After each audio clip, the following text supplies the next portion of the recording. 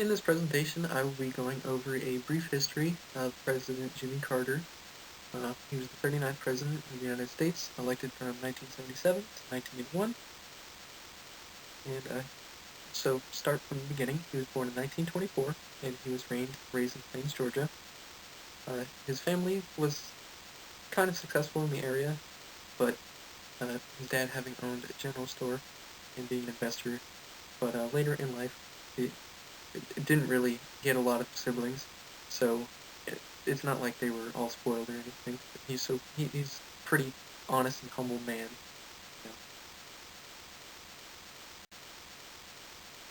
Going from these humble beginnings, Jimmy Carter enrolled in Navy College in about 1945, and he graduated with a Bachelor in Science, and he used this to work in the Navy, throughout the Navy until 1953, and he stayed in the reserves until 1961, graduating as a lieutenant. But during his active service years, he worked oftentimes with nuclear situations. He almost became one of the people who worked on the first nuclear submarine until he had to exit because his father had died at that point. But before that, he also did work on various nuclear reactor spills, which including one famous one where it was highly dangerous, and they had to take turns to not expose themselves to radiation, him and his cleanup team. So this really shaped his opinions on nuclear power later in his career, and the 3 Mile Island incident and how he dealt with it. As I mentioned previously, his father having died in 1953, Jimmy decided to come out of active service and work on rescuing his family's peanut farm, as it was in dire straits at that point. It took him and his wife Rosalind a few years, but they eventually turned the business around and became successful in the area, and he developed a real passion for it. Carter's political career began when he became interested in the civil rights movement and the activist movement of the time period in the 1960s.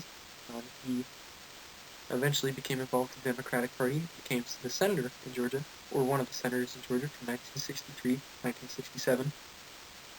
And during this whole period, he highly supported civil rights and justice for Black Americans, which shocked a lot of the people in his area, and especially in the South where he grew up.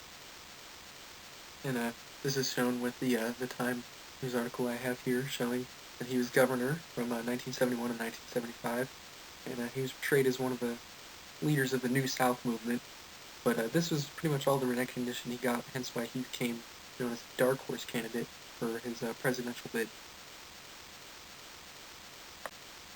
As mentioned previously, Jimmy Carter won the election in 1976 as the dark horse candidate with his vice president being Nelson Mandela. And some of his well-known achievements were the Camp David Accords, as pictured on slide 6, and his work he was seen as a peacemaker among people. He was a very soft-spoken man, so a lot of people actually saw him as being too nice. After his career in politics was over, or at least as president, Jimmy Carter founded the Carter Foundation to do charitable work, and is known for working a lot with Habitat for Humanity. He's also quite well versed in the Israel-Palestine conflict and has written many books on the subject.